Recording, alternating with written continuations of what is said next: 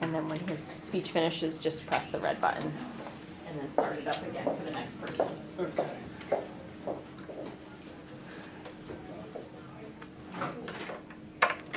Are you ready, Ms. Sullivan? I'm ready, thank you. Okay, you're welcome. The ESRB is a self-regulating organization that assigns age and content ratings to video games. It decides what video games get what rating, and then the video game creator must rate their games as well.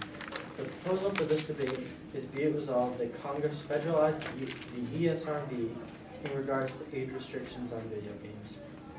The affirmative side feels that the ESRB should be federalized because younger kids shouldn't be playing video games that aren't suited for their age.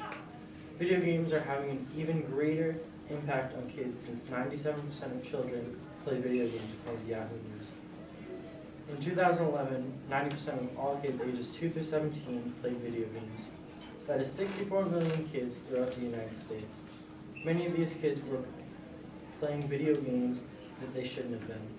The topics I will be talking about in this speech are what a video game has to go through to get a rating, why violent video games are bad for kids, having a point system instead of a ladder system, and instead of the ESRB being guidelines, they become laws. First off, I would like to talk about what video games have to go through to get the rating. This synopsis of the rating system comes straight from the ESRB website.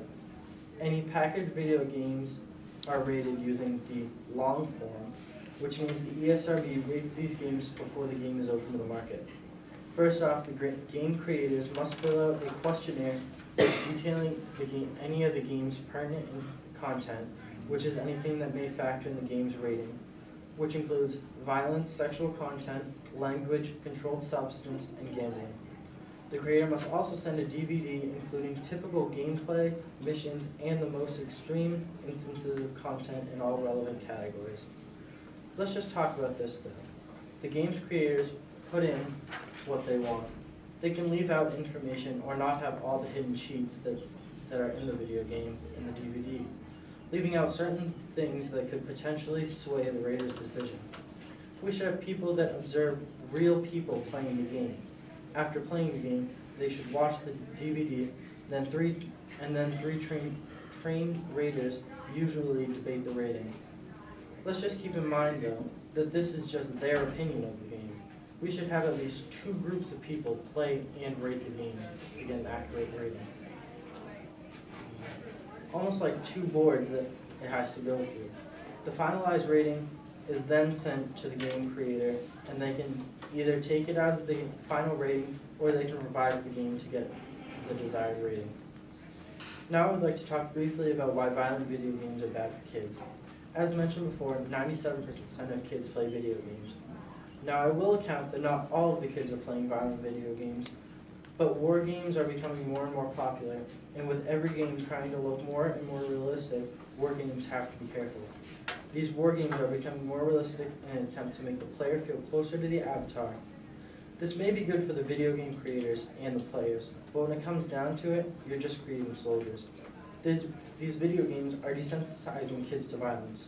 They're replacing that natural reaction to violence with higher aggression. It is just not healthy for these kids. Now describe the point system for video games instead of the letter grading. It is obvious that no 2 video games are identical. So how can there only be 7 grades for these video games? The affirmative side is suggesting that we input a scale with numbers 1 through 10 and also a description on the back of the game. We will start with 1 being for anyone. It will have no violence and basically be like the early childhood games we have now. 5 would be moderate violence but no sexual content, and it would be toned down violence. And then 10 will be able to incorporate anything because it would only be able to be sold to people 18 years old or older. This would be more accurate for the video game buyers because it would be easily compared to the numbers around it. The biggest part of our proposal is federalizing the ESRB. Federalizing the ESRB would be helpful because as of now, the ESRB is just a guideline for video game creators. No video game company is forced to get their game rated, but it is smart of them to because more stores would be willing to sell them. If the ESRB was federalized, then every game would have to be rated. If it was federalized, we could also fine companies if they sold any games to kids under the age restriction. We could also have federal agents consult programmers and review the entire video game process. These are just some of the reasons why the ESRB should be federalized, and my colleagues will further explain our side. In the big picture, it all makes sense though. If a 16-year-old can't buy a ticket to an R-rated movie, then why should they be able to get a mature game? Thank you.